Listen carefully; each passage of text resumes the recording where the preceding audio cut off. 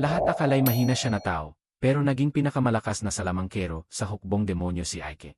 Si Aike ay isang salamangkero sa hukbong demonyo na ipinakita ang napakalaking lakas at kasanayan na siyang nagpataas sa kanya sa ranggo ng commander. Pinapayagan siyang pamunuan ang kanyang tropa sa labanan, habang nag-iisip kung paano babawiin ang matibay na kastilyo ng Arsam sa labanan. Ang mga tao at mga halimaw ay nagpapatayan ng libo-libo upang makipaglaban para sa pagiging superior sa isa't isa habang si Aike ay nakatayo sa isang bangin at nakakita ng pagpatay sa lupa matapos ang matagal na laban. Sa kung paano nila, kahit papaano na ipasok ang pangunahing pintuan ng kastilyo at pumasok sa loob subalit ang mga tao ay hindi umuurong at lumalaban ng may katapangan, nag-aalay ng kanilang buhay upang ipagtanggol ang kanilang kastilyo. Ang pinuno ng mga tao na nakaupo sa kanyang bintana ay sumusunod, habang nagaganap ang labanan nang biglang bumisita si Aike upang makipag-usap, sapagkat hindi niya gusto na mawalan ng maraming buhay. Ang pinuno ay pumihit at agad na nakilala si Aike, dahil ang kanyang mga kwento ay kilala sa lahat. Kinumpirma ni Aike na siya ang pinuno ng ikapitong legion ng hukbong demonyo, na kilala bilang The Immortal Brigade, at ibinigay sa pinuno ang tatlong magiging opsyon sa hinaharap. Maaari siyang mahinahon na sumuko at maging bilanggo ng digmaan, maaari siyang magpakamatay para iligtas ang kanyang karangalan, o kung wala siyang karangalan, maaari siyang tumakas.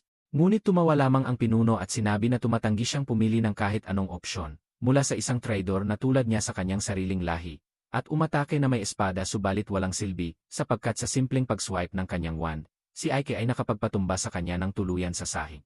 Biglang lumitaw ang kanyang personal na assistant na si Pig Up, at nagtanong kung ano ang gagawin sa mga bihag ng digmaan. Lumapit si Aike at sinabi sa kanya na pagalingin ang pinuno at ang sinuman na sumuko ng hindi lumalaban. Nagulat si Pigpati na rin ang isang misteryosong mainit na babae na sumusubaybay sa kanya mula sa kristal na bola dahil sa kung paano niya nakuha ang ganoong mahalagang kastilyo sa isang brigade lamang. Si Aike ay naglagay ng mahikong barrier sa buong lugar upang walang makapasok sa labanan pa at tumingin siya sa labas upang makita ang walang katapusang karamihan ng mga sugatan at nasugatan na nagpapagamot ng mga demonyo. Siya ay nasasaktan sa nakakalulang kaganapan, at hindi kailanman nagustuhan ang paraan ng digmaan, ngunit wala siyang ibang pagpipilian, kundi ang patuloy na lumaban habang siya mismo ay hindi isang demonyo, kundi isang tao na nakasuot ng isang maskarang demonyo. Lumilitaw na iniwan siya sa kanyang kapanganakan, ngunit isang demonyong salamangkero, na tinatawag na Rah ang nag-ampon sa kanya sa isang kapritso. Si Rah ay isang kamanghamanghang salamangkero, at isang mahusay na guro na laging nagsasalita, tungkol sa panahon kung saan maaring mabuhay ang mga tao, at mga demonyo ng sabay-sabay. Tinuruan ni Ra si Aike ng lahat ng kanyang alam tungkol sa mahika at bago ang kanyang kamatayan, ay tinawag si Aike sa kanyang silid, sabihing laging isuot ang maskara at ang kasuotan, dahil kung malalaman ng hari ng demonyo, na hindi siya isang demonyo, siya ay pagbabantaan at papatayin kaagad. Umupo si Aike sa silya upang magpahinga, inilagay ang mahikong patlang sa paligid ng silid upang walang makapasok ng walang kanyang pahintulot ngunit bigla niyang napansin ang isang nagugulumihang katulong na babae sa ilalim ng mesa na agad na nagsimulang humingi ng paumanhin at umiyak. Sinasabing hindi niya nakita ang kahit ano sa wala siyang gustong labanan ang problemang ito na nagpa siya na mag-isip nito, mamaya habang tinatawag siya ni Pig sa labas habang sila ay naglalakad-lakad sa kalsada. Na sumaksi sa pinsala na idinulot ng digmaan, tinanong ni Pig si Aike kung bakit nila pinalalampas ang maraming tao. Sinagot ni Aike ng mariin na ang kasalukuyang hari ng demonyo ay hindi malalaman kung paano nila makakamtan ang mga ito ngunit ang babala ni Pig na maraming demonyo ang nag-aalala na si Aike ay masyadong madali sa mga tao at mas mahusay na patayin ang lahat ng mga residente at iset ang mga kalye sa apoy. Tinanggihan ni Aike ang paliwanag na kailangan nila ng mga tao upang magbayad ng buwis dahil ang digmaan ay hindi murang at ito ang Aram ay isang lungsod ng kalakalan kaya't kinakailangan ang mga tao upang pamahalaan ito. Nagpapahayag si Pig na nahihirapan sa pag-unawa nang bigla na lamang huminto si Aike habang isang grupo ng mga tao ang lumalapit sa kanya. Binalaan sila ni Pig na umatras ngunit sinabi ni Aike na magsalita ang isa sa mga residente at nagtanong kung magkano pa ang buwis na kailangang bayaran sa hukbong demonyo at sa kanilang pagtataka sinabi ni Aike na mananatili ang buwis sa kabila nito sila ay nagalak ngunit binalaan sila niya na kung sila ay susuway sa hukbo ay sila ay parurusahan. Habang nagsasalita si Aike bigla siyang nawala sa isang maliwanag na liwanag nakakagulat si Pig si Aike ay natagpuan niya ang kanyang sarili sa isang madilim na kulungan at agad siyang inatake ng isang malaking halimaw siya ang kanyang ginulpi at tumakbo sa kakasigaw sa misteryosong babae. Huwag siyang tawagin tulad nito ang halimaw terorista ngunit ito'y salakayin kaya't siya ay humila ng mahika ng wand at ginamit ang isang espesyal na mahika na atake upang pumatay sa halimaw na hindi natin makikita dahil ang mga editor ay nakalimutan itaas ang liwanag ang babae. Ay lumitaw sa tabi niya ang pag-angkin niya lamang isang bata na nakatago sa likod ni Ra. Ang huli niyang nakita siya ang Gollum, ay malakas nagpapahiwatig ng kapangyarihan ni Aike ang babae. Safiro ay ang kanyang superior at ang tanging demonyo na nakakaalam sa kanyang sekreto, sinabi sa kanya na huwag mag-alala tungkol sa pagkakatawag na bigla ang sinabi na mas masaya ang paraan ni Aike sa kanya. Si Aike ay nagtatanong kung siya ay narito upang mag-ulat sa pagsisikap sa digmaan, ngunit sinabi ni Safiro na nakita niya ang lahat at ang kaniyang pagpapatupad ay walang kapintasan.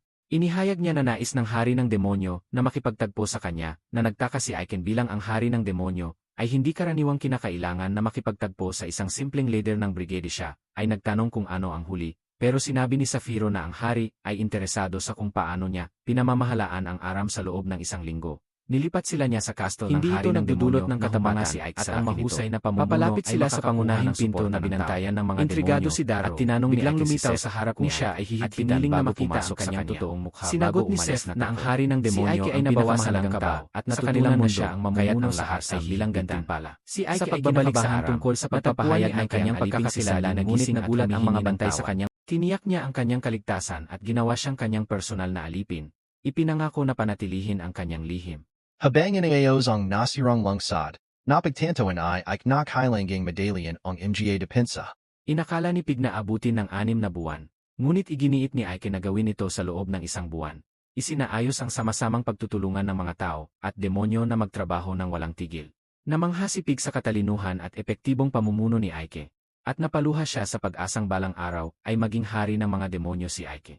Lumipas ang ilang panahon, isang araw natanggap ni Aike ang balita na inilagay siya ng hari ng mga demonyo sa pangangasiwa sa pagkuha ng impormasyon tungkol sa posibleng alyansa ng mga kaharian ng tao. Dahil sa huling labanan, humarap ang mga demonyo sa malaking hukbo ng tao na hindi maaaring magmula sa isang kaharian lamang. Si Sadi ay mukhang komportable na kay Aike, kaya't dinala niya siya sa kalapit na kaharian para sa reconnaissance. Habang naroroon, na-distract si Sadi ng isang manloloko, ngunit natuklasan ni Ike na ito'y isang scam bago niya dinala si Sadi palayo. Habang naglalakad, kumakansila ang prutas at sinabi ni Ike Sudi na nananawala siyang ang mga tao ay tayak na nagbubuo ang alyansa. Nalito si Sadi kaya ipinaliwanag ni Aike na tuwing may banta sa buhay tulad ng hari ng mga demonyo, ang mga tao ay nagkakaisa upang labanan ang kanilang karaniwang kaaway.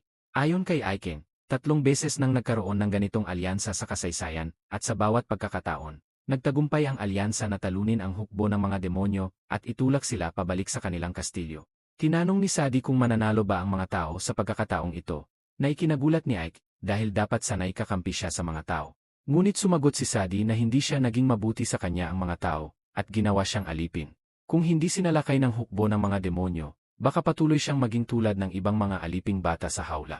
Napagtanto ni Ike ang kalupitan ng bawat lipunan at tiniyak kay Sadi na ang kasalukuyang hari ng mga demonyo ay pinakamatatalino at pinakamatatag sa loob ng maraming siglo. Bago pa sila mag-usap ng husto, isang boses ang huminto sa kanila at nang lumingon si Ike, nakita niya ang manloloko kasama ang isang matabang tauhan na sumisigaw sa kanya dahil sa paglantad ng kanyang mga pandaraya. Sinabi ni Ike na ito'y isang scam at hindi pandaraya, ngunit nagalit ang manloloko at sinabi na kailangang magbayad si Ike. Nainis si Ike at sinuri kung may nakapaligid bago ilabas ang kanyang magic wand at gumamit ng ice magic para i-freeze ang mga paa ng matabang tauhan. Nabigla ang manloloko nang malaman na si Ike ay isang magician. Ngunit bago siya makakilos, lumikha si Ike ng mga yelong sibat at itinutok ito sa manloloko, sinasabing humingi ng tawad. Inakala ng manloloko na nagbibiro si Ike kaya't nagmura ito, ngunit sinibat ni Ike ang kanyang braso para ipakita na seryoso siya. Matapos noon, tinanong ni Ike ang manloloko kung may impormasyon siya tungkol sa mga pangyayari sa kaharian, at dahil sa takot sa kanyang buhay, inamin ng manloloko na nagkaalyansa na ang mga kaharian ngunit ang kaharian ng Rosaria ay nagpaplano ng isang sorpresa, atake sa mga demonyo upang makakuha ng kalamangan at pagkakataon sa karangalan. Sa tingin ni Ike, ito'y makatuwiran at tinanong niya ang manloloko kung saan nila pinaplano ang atake. Sa isang hindi malamang kadahilanan, alam ng manloloko ang lahat ng detalye ng plano sa digmaan at sinabi niya kay Ike na atakihin ang lungsod ng Aram dahil mahina ang depensa nito ngayon. Narinig na ni Ike ang kailangan niyang malaman at umalis kasama si Sadi pabalik sa kanilang lungsod upang planuhin ang depensa. Kinagabihan, nagpadala ng batalyon ang hukbo ng Rosaria upang salakayin ang lungsod ng Aram. Ngunit bago pa man nila maihanda ang kanilang mga siege weapon, nagsimulang lumitaw ang mga kalansay mula sa lupa. Ang kanilang pinuno na nagngangalang Ali ay inutusan ang kanyang mga tauhan na panatilihin ang formasyon dahil mahihina ang mga kalansay. Ngunit hindi nila alam, dumiretso sila sa isang bitag habang bumabagsak ang mga palaso sa kanila na parang ulan ng yelo, at lumabas mula sa gubat ang mga orsi, at sinimulang wasakin ang kanilang hukbo. Napagtanto ni Ali na handa ang Aram para sa atake na ito, at sila'y pumasok sa isang bitag na maaring wasakin ang buong batalyon. Kaagad niyang tinawag ang kanyang mga sundalo upang bumuo ng linya para sa pag-atras at siguraduhing walang maiwan. Habang nangyayari ito, si Ike at Piggy ay nanonood mula sa mga peder. Pinuri ni Lord Piggy si Ike dahil kung wala siya, tiyak na nahulog sila sa sorpresa attack. Ngunit bago pa makasagot si Ike, may tumama na palaso mula sa likod at tinamaan si Ike sa likod na dahilan ng kanyang pagkawala ng malay. Nang magkamalay siya, natagpuan niya ang sarili sa kama kasama si Zafiro, na sinasabing siya'y tinawag ni Piggy matapos tamaan si Ike at mabilis siyang napagaling. Bati niya si Ike sa pagsugpo sa sorpresa atake ngunit sinabi niya rin na kahit sa pagkakataong ito, kakaunti lang ang napatay na tao. Sinabi niya kay Ike na maaaring maging kahina-hinala ang hari ng mga demonyo kung patuloy itong mangyayari, ngunit sagot ni Ike na kahit ano paman, ang pangunahing layunin niya ay gawing angkop ang mundong ito para sa parehong tao at demonyo na magkasamang mabuhay, tulad ng inaasam ni Ra. Sinabi ni Zafiro na mag-ingat at naglaho, habang tinawag ni Ike si Piggy at inutusan siyang alamin kung ano ang nangyari sa commander ng puwersa ng tao. Sagot ni Piggy na nabilanggo ang commander ng kanyang nakatataas na opisyal na nagsabing siya'y kahiyahiya dahil sa pag-atras mula sa labanan. Kinabukasan, nagdesisyon si Ike na pumunta sa bilangguan kung saan nakakulong ang commander dahil nais niya itong makita. Ngunit sinundan siya ni Lily, ang kanyang tauhan na sobrang nakakainis para sa kanya. Sinabi niya kay Lily na manahimik o umalis, ngunit nanatili ito sa kanyang tabi habang binabantayan ang ilang mga gwardiya sa harap ng bilangguan.